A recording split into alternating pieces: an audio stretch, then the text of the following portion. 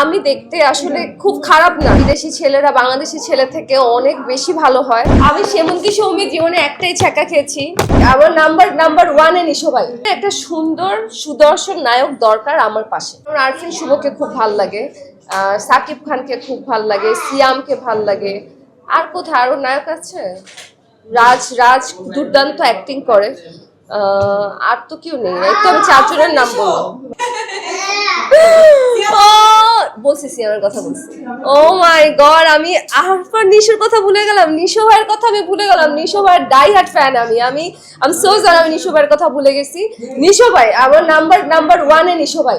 বাংলাদেশে কোনো নায়ক না, যাদের যাদের সাথে আমার কাজের অফার আসে তাদের আমার পছন্দ হয় না। আমি গল্প যেমন গুরুত্ব দিই, ডিরেক্টরকেও তেমন গুরুত্ব দিই, আমি নায়ককেও অবশ্যই গুরুত্ব দিব।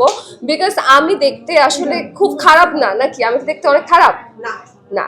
তো আমি যদি দেখতে খারাপ না হই, আমার পাশে একজন সুদর্শন নায়ক যদি না থাকে, কেমিস্ট্রি বিল্ড আপ করবে না, দেখতে সুন্দর লাগবে না, বড় স্ক্রিনে দেখতে সুন্দর লাগবে না। সো ওইটার জন্য একটা সুন্দর সুদর্শন নায়ক দরকার আমার পাশে। আমার বিদেশ যাওয়ার কোনো পরিকল্পনা নেই, বাট আমার প্ল্যান আছে আমি আমার ফ্যামিলিকে বিদেশে পাঠিয়ে দিব। আমি এখানেই থাকবো, বাংলাদেশেই থাকবো। বাট আমারও বিদেশে আসলে আমার সব ফ্রেন্ডসরাই বিদেশে চলে গেছে, আমি বাংলাদেশে থাকবো। অবশ্যই আমি এটা সত্যি কথা যে বিদেশি ছেলেরা বাংলাদেশি ছেলে থেকে অনেক বেশি ভালো হয়।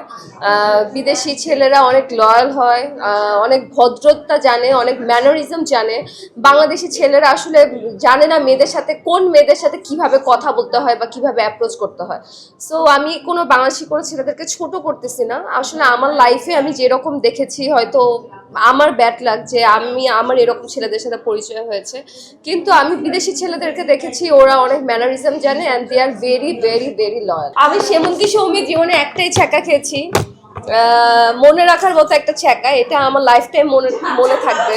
তো তারপর থেকে আমি বাংলাদেশের ছেলেদের বিলিভ করি না। দুইজনই, একজন আমাদের মেগাস্টার, আর একজন মানে শাকিব খান হলো মেগাস্টার, আর আরফিন নিশো হলো সুপারস্টার। শাকিব খানই, আর আরফান নিশোই। আরফান নিশো যেমন অভিনয়ের যে দক্ষতা, শাকিব খান অভিনয়ের দক্ষতা, দুইজনের মানে অনেক স্ট্রাগলিং করে এই জায়গায় এসেছে। তো কেউ কারোর থেকে কম না, আমি কাউকে কম বলবো না। নাটকে অভিনয় করা, ওটিটি অভিনয় করার, ফিল্ম অভিনয় করার মধ্যে আসলে অনেক তফাৎ আছে।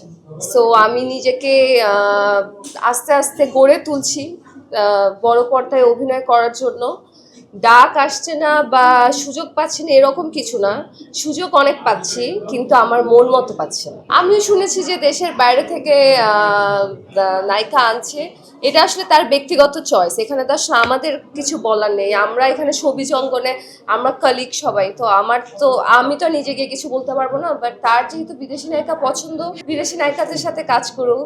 কোনোদিন হয়তো ঘরের নায়িকাদের কেন, এর আগে তাণ্ডবে তো আমাদের দেশের নায়িকার সাথে কাজ করলো, এরপর যদি একটা পাকিস্তানি নায়িকার সাথে কাজ করতে পারে।